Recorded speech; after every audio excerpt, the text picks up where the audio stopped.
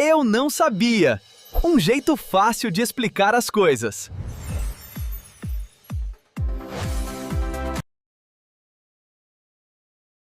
Olá, sejam muito bem-vindos. Toda noite a gente entra num mundo que é só nosso. Um teatro particular, cheio de imagens, emoções e, vamos combinar, narrativas bem bizarras.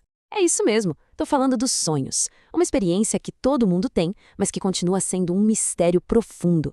O que será que acontece de verdade no nosso cérebro quando a gente dorme? Vamos mergulhar na ciência por trás disso. Olha, o poeta Fernando Pessoa conseguiu capturar de um jeito perfeito essa nossa relação com os sonhos. É que eles parecem uma coisa essencial, né? Uma parte fundamental de quem a gente é. É uma conexão tão forte que se a gente perdesse isso, seria como perder um pedaço da alma mesmo. Mas beleza, poesia de lado, a ciência tem investigado esse fenômeno com tudo. Então, que tal a gente deixar a filosofia um pouquinho de lado e ir direto ao ponto? O que a neurociência, a biologia e a psicologia têm para nos dizer sobre o que rola de verdade quando a gente sonha? Beleza, então vamos começar essa jornada explorando o enigma principal dos sonhos. O que eles são, afinal? E por que que essa experiência que todo mundo tem é ao mesmo tempo tão pessoal e, vamos ser sinceros, tão esquisita? Basicamente, a definição é esta aqui. Sonhos são uma sequência de imagens, de sensações e pensamentos que simplesmente acontecem, sem o nosso controle consciente enquanto a gente dorme. É o nosso cérebro criando realidades inteirinhas, do zero, sem a gente controlar nada. E olha, todo mundo já passou por isso, né? Numa noite, o sonho é só um replay de alguma coisa que aconteceu no dia. E na outra noite, de repente é um filme de arte super surrealista, um verdadeiro longa-metragem, como uma pessoa descreveu, com roteiros que desafiam qualquer lógica. Essa esquisitice toda, na verdade, é uma das coisas mais universais dos sonhos. Tá, mas como é que essa máquina de sonhos funciona? Vamos dar uma olhada agora na parte da neurobiologia por trás disso tudo, para a gente entender quais engrenagens estão girando no cérebro enquanto ele produz essas histórias da noite. Sabe, o sono não é uma coisa só. Ele se divide em duas grandes fases, o sono REM e o não REM. E a diferença entre elas é gigante. No sono REM, o cérebro está a todo vapor, quase como se estivesse acordado. É nessa fase que rolam aqueles sonhos super vívidos, com começo, meio e fim. Já no sono não REM, a atividade cerebral diminui e os sonhos, se aparecem, são mais quebrados, mais difíceis de lembrar depois. Isso aqui, olha, já quebra um mito gigantesco. Aquela ideia de que o cérebro desliga para descansar, sabe? Durante o sono REM, que é o palco principal dos sonhos, a atividade dos neurônios é frenética. Então, fica bem claro, dormir não é um processo passivo, é um momento de trabalho cerebral super intenso e, mais importante, vital. Ok, o cérebro tá lá a 1000 por hora. Só que isso ainda não explica por que alguém sonha com um pinguim voando ou que está atrasado para uma prova que fez 20 anos atrás. Vamos para a próxima parte, então, e tentar entender a lógica que existe por trás desse caos todo.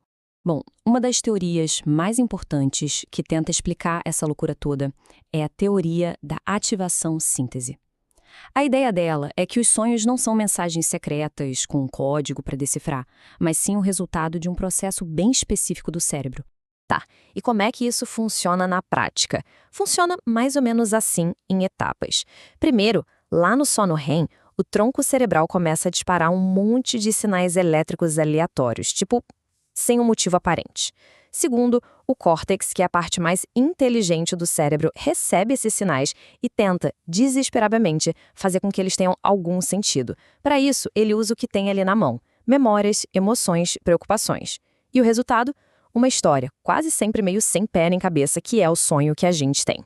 Isso mostra uma coisa genial sobre o cérebro. Ele é, na essência, uma máquina de criar sentido. Mesmo quando recebe um monte de sinais elétricos aleatórios, ele não desiste. Ele constrói uma história.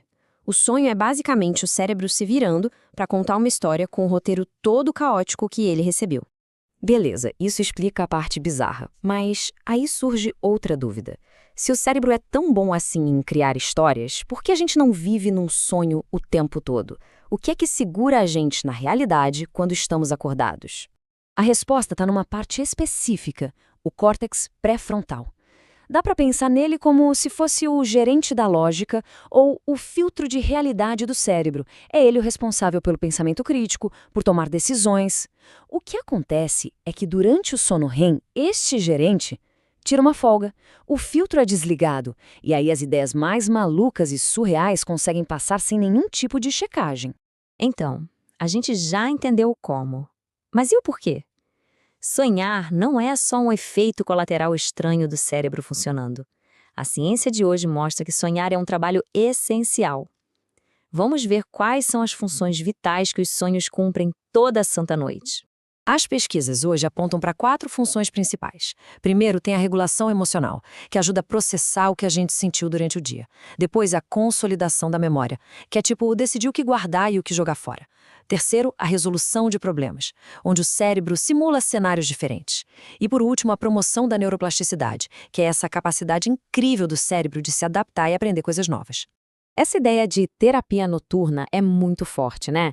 Durante o sonho, o cérebro consegue reprocessar as experiências emocionais, principalmente as mais pesadas, num ambiente químico mais seguro, com menos hormônios de estresse. Isso ajuda a gente a lidar com a pressão e a regular as emoções para o dia seguinte. E na parte da memória, o processo é fascinante.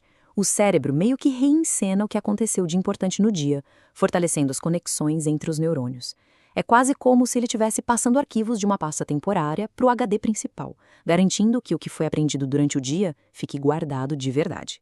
A gente já viu como funciona e para que serve. Mas e o significado disso tudo? O que será que os sonhos dizem sobre a natureza da consciência, sobre o nosso lugar no mundo? E é aqui que a ciência, por enquanto, esbarra num limite. A gente consegue mapear a atividade do cérebro, mas ainda não consegue explicar por que temos a experiência subjetiva, aquela sensação de estar lá dentro do sonho. É o que chamam de problema difícil da consciência, um dos maiores mistérios que a gente ainda encara. E a busca por respostas, claro, continua. Existem teorias como a do Carl Jung, que dizia que os sonhos servem para equilibrar nossa psique, e outras visões mais modernas, que veem os sonhos como um jeito de rebalancear a química do cérebro. Isso só mostra que a conversa sobre esse assunto está longe de acabar. E tudo isso leva a gente para uma reflexão final.